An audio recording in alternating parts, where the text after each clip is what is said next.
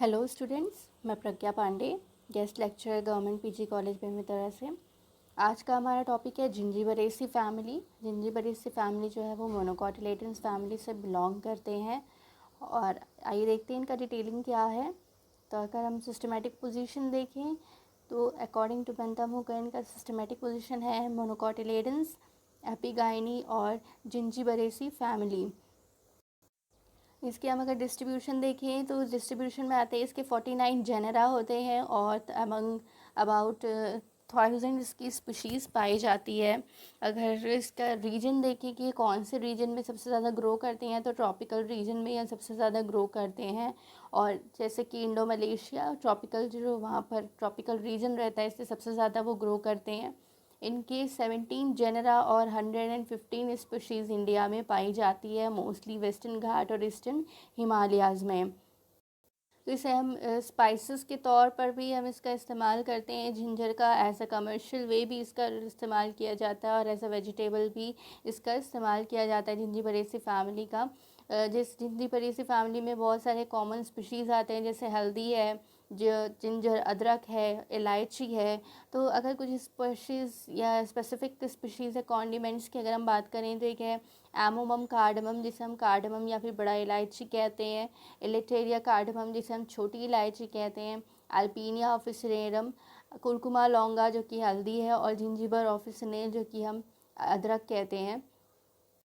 अगर हम इनके हैबिट की बात करें तो यह पेरेनियल है, बहुवर्षीय होते हैं। हमें लगातार इनका सेवन या इनका कंज्यूम करने को हमें मिलता रहता है। तो इसका कोई भी ऐसा सीज़न नहीं होता है जिसमें ये ग्रो ना कर सके। तो ये ऑफ सीज़न बोलो या हर एक सीज़न में यह क्या रहते हैं, हमें अवेलेबल रहते हैं।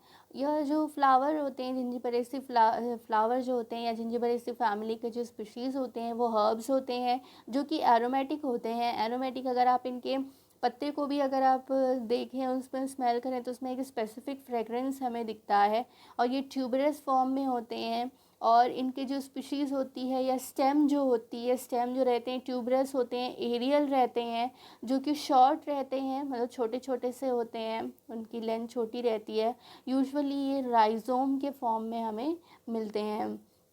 तो ये थे इनके हैबिट। अगर हम रूट की बात करें तो रूट इनमें होता है एडवेंटिशियस रूट, क्योंकि ये रेडिकल के सीड का जो रेडिकल जो पार्ट होता है उसके अलावा उसके दूसरे पार्ट से इसका ओरिजिन होता है, इसलिए इसमें रूट जो होता है वो टैप रूट रहेगा। स्टेम जो रहते हैं राइजोम फॉर्म में रहते हैं, एरियल होते हैं और शॉर्ट इन लेंथ होते हैं।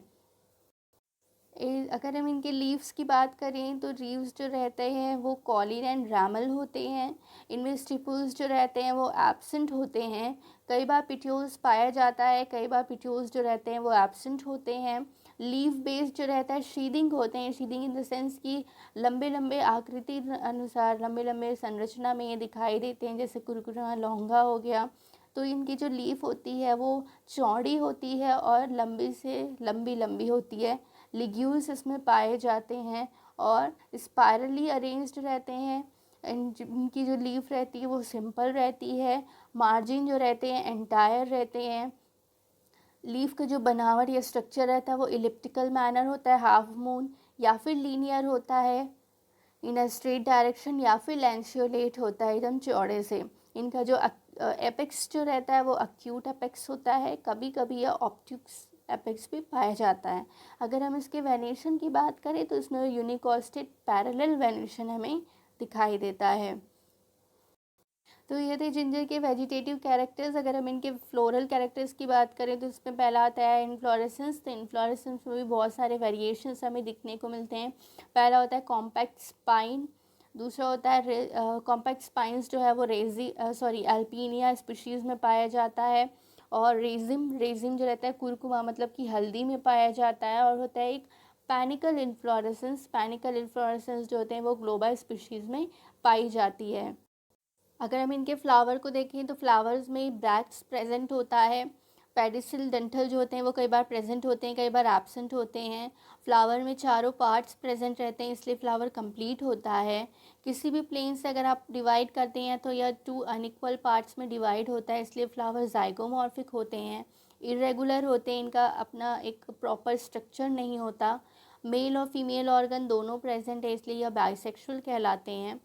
ओवरी जो रहती है इनकी इंफीरियर रहती है, मतलब कैलिक्स और करोला का फॉर्मेशन ओवरी के ऊपर से होता है, इसलिए यह एपिगाइनस कहलाता है।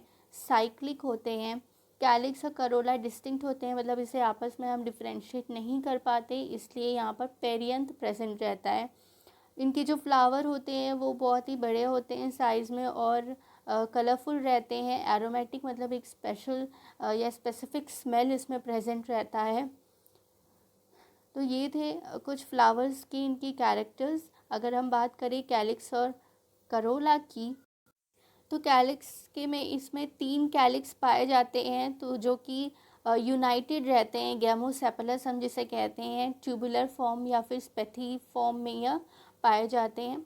इनकी जो कैलिक्स होती है वो हर्बेशियस होती है और ग्रीन कलर में रहती है। जो ऑड सेपल है, ऑड सेप्टल मतलब कि एक अलग से एक सेपल जो रहता है वो एंटीरियर पोजीशन में रहता है, नीचे की ओर रहता है, नीचे की तरफ पॉइंट आउट किया रहता है।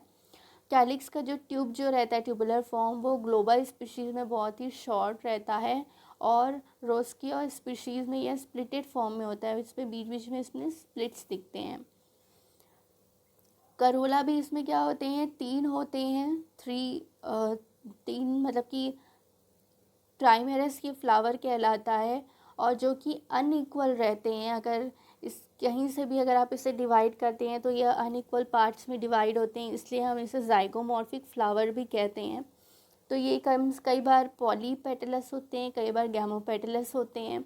इनका जो करोला जो रहता है ये ट्यूबुलर फॉर्म में रहता है और एक जो ऑड पेटल है, मतलब एक अलग से एक पेटल रहता है जो कि बहुत ही लार्ज में बाकी पेटल से इसका जो साइज़ रहता है वो बड़ा रहता है और वो पोस्टीरियर पार्ट में मतलब ऊपर की ओर यह प्रेजेंट रहता है। ये यूजुअली डेलिकेट रहता है, डेलिकेट मतलब कि बहुत ही नाजुक रहते हैं और शो प्लांट मतलब कि बहुत ही कलरफुल रहते हैं इसके फ्लावर, इसलिए एज अ शो प्लांट भी इसे यूज़ किया जाता है।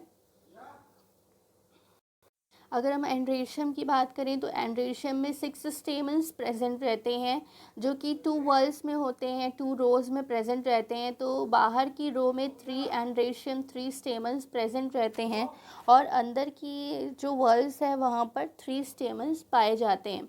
तो बेसिकली अगर देखा जाए तो इसमें 6 स्टेमन्स प्रेजेंट रहते हैं और जो 2 लेटरल स्टेमन्स जो रहते हैं वो आउटर वॉल में मॉडिफाई होकर के स्टैमिनोड कहलाते हैं। मतलब कि जो 2 लेटरल मतलब बाहर का जो स्टेमन्स रहता है वो इस तरीके से अपने स्ट्रक्चर में फॉर्म हो जाता है और एक्सटेंड हो जाता है कि वह उस फ्लावर का स्टैमिनोड कहलाता है। जो थर्ड जो एंटीरियर स्टेमन जो रहता है मतलब बाहर की होल वर्ल में जो तीसरा जो स्टेमन रहता है वो बाकी स्टेमन से क्या हो जाता है, सप्रेस हो जाता है।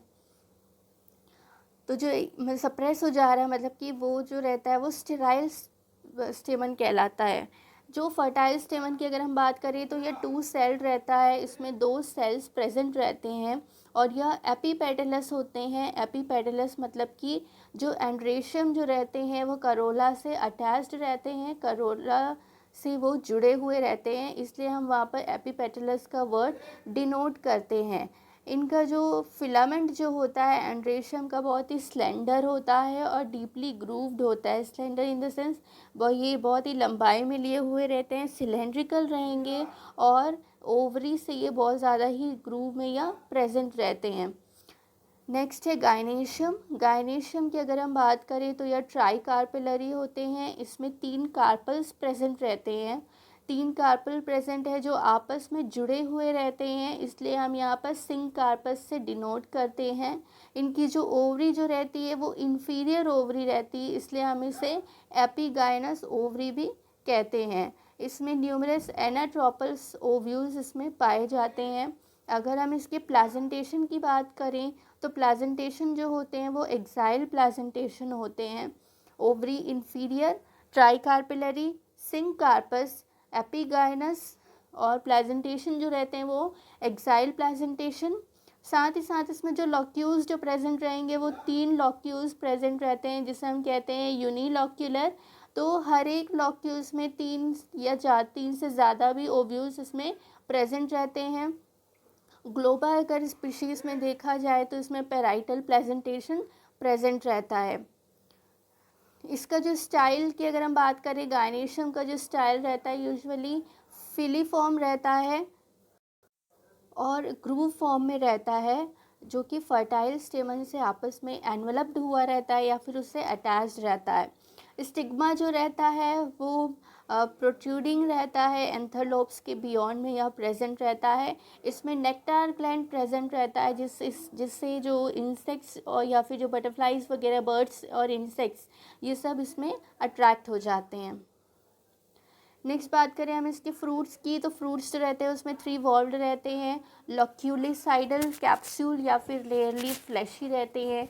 इनडिहाइसेंट मतलब कि आपस में जल्दी ब्रेक नहीं होते, बेरी फॉर्म में रहते हैं। सीड्स की बात करें तो सीड्स जो रहते हैं उसमें एरिलेट रहते हैं, उसमें एम्ब्रियो, स्ट्रेट एम्ब्रियो प्रेजेंट रहता है और उसमें बहुत सारे एंडोस्पर्म प्रेजेंट रहते हैं, मतलब कि यह एंडोस्पर्मिक सीड होता है। फ्लोरल फॉर्मूला की अगर हम बात करें तो यह है ब्रैक्टिएट, क्योंकि फ्लावर जो है वो जाइगोमॉर्फिक है और इसमें ये दोनों ऑर्गन प्रेजेंट है, मेल और फीमेल। कैलिक्स जो है वो 3 है और आपस में जुड़े हुए हैं। करोला 3 हैं और आपस में जुड़े हुए हैं। एंड्रेशियम इसमें 1 है। गायनेशियम इसमें 3 है जो आपस में जुड़े हुए हैं और इनकी ओवरी इंफीरियर है, इसलिए ऊपर में एक स्टैंडिंग लाइन, इसमें सॉरी ऊपर में एक स्लीपिंग लाइन डिनोट करते हैं। और ये इसका फ्लोरल फॉर्मूला, जिसमें ये बाहर की ओर, सबसे बाहर की ओर 2 ब्रैक्ट्स में है, अंदर की ओर में पेरियांथ पाया जा रहा है जिसे हम कैलिक्स करोला कहते हैं, या पेरियांथ से भी हम इसे डिनोट कर सकते हैं। फिर एक है एंड्रेशियम